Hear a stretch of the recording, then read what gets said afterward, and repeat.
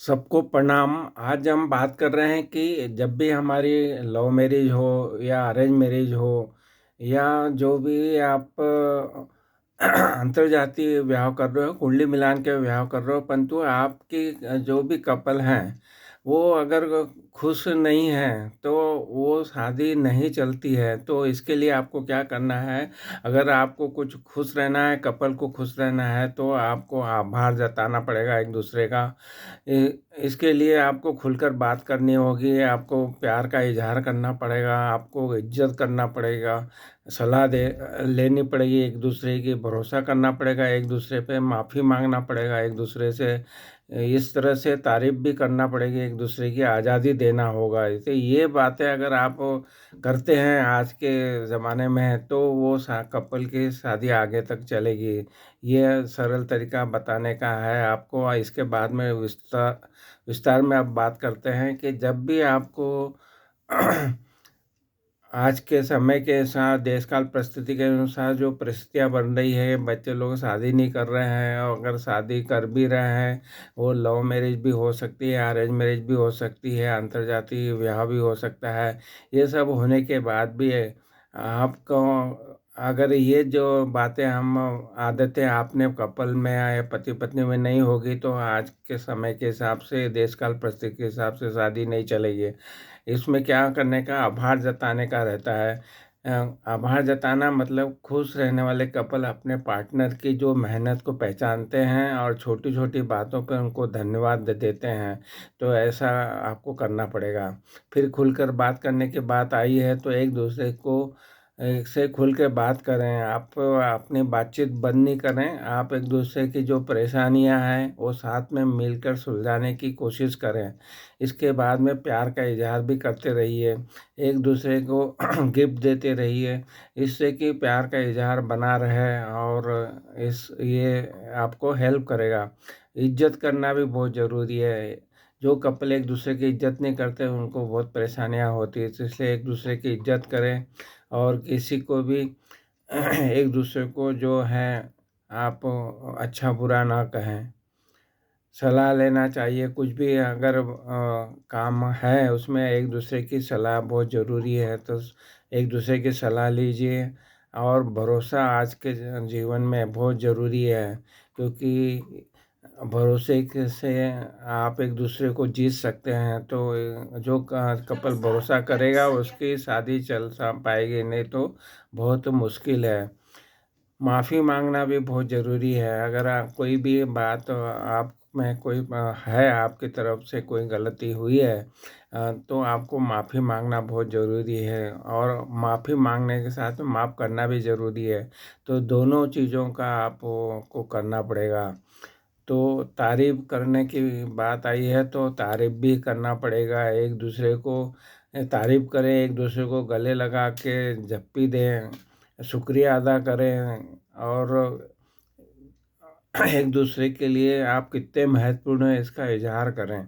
तो ये जो बातें हैं वो आपको ध्यान रखनी है। साथ-साथ में आज़ादी भी देना पड़ेगा। आजकल हर कपल जो भी हैं दखल नहीं देते हैं, फ़ोन नहीं चेक करते हैं, शक नहीं करते हैं, वो लोग बेहतर होते हैं। तो इसको आपको आज़ादी देना बहुत ज़रूरत है।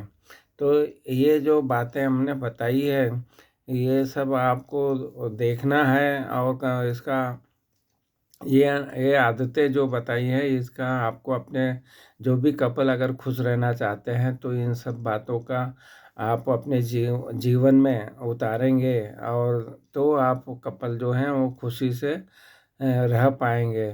तो ये हमने बताया कि किस तरह से कपल खुश रह सकते हैं। आज का देश काल जो परिस्थितियाँ बन रही है उसमें ये बहुत ज़रूरी हो गया है। तो खुश रहने के लिए जो बातें हमने बताई है, इसके साथ-साथ में आपको और भी जो बातें अपने जीवन में अपनाना है, अपने आप में अपनाना है कि आप पर्याप्त नींद लें, या इसके बाद में मेडिटेशन भी आपको ज़रूरी है, तो आपको मेडिटेशन मेडिटेशन भी करना चाहिए, म्यूज़िक सुनना चाहिए, जिससे आपको खुशी मिले, सुकून मिले। तनाव हो तनाव बन रहा है तो आपको योगा से, मेडिटेशन से और नियमित की जो एक्सरसाइज है उससे दूर करने की कोशिश करना चाहिए।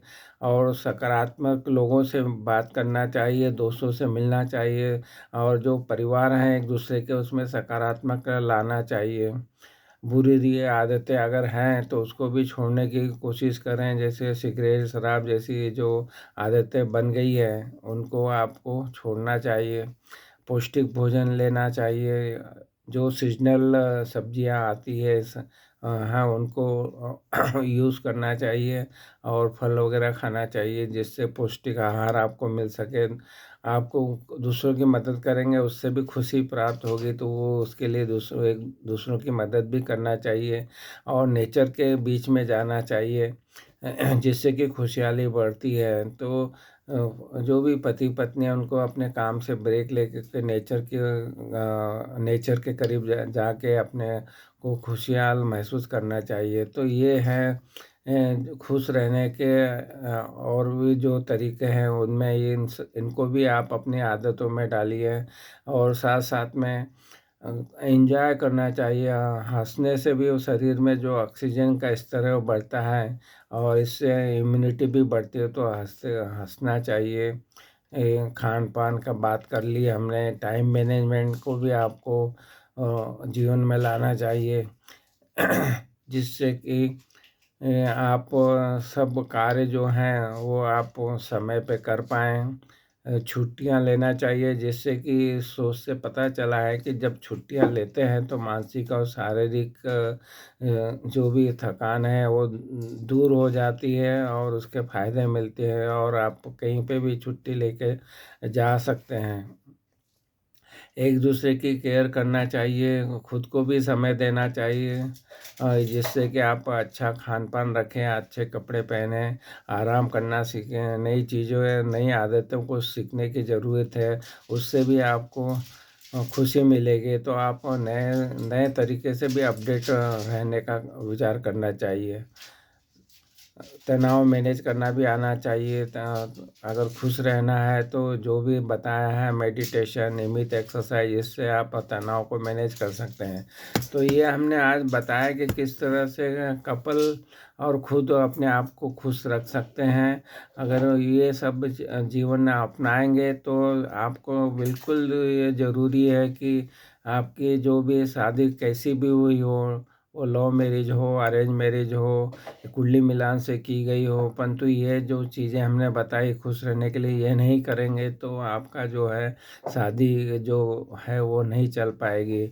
और जो शादी नहीं कर रहे हैं बच्चे, अगर उनको शादी करना है तो ये एक दूसरे में देखिए, एक दूसरे से बात कीजिए, इन सब जो जो भी हमने बातें की है वो आप एक दूसरे से बताएं।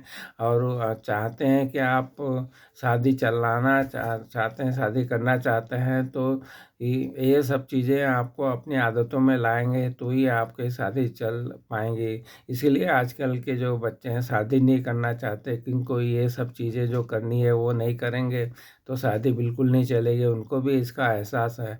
तो आपको अगर ये वीडियो पसंद आ रहा है तो ज़रूर आप अपने फैमिली सर्कल में, अपने दोस्तों में, सब में इसको वीडियो को भेजने से अगर उनको फ़ायदा मिलता है तो इसका लाभ उठाने को मिलेगा। और जो भी शादीशुदा हैं, कपल्स हैं, वो ज़रूर इस वीडियो को देखें और जो भी अच्छी चीज़ें आपको लग रही हैं उसको अपनाएं जिससे कि आपका जो शादी का जीवन है, पति पत्नी का, कपल का जीवन है, वो खुशहाल हो सके।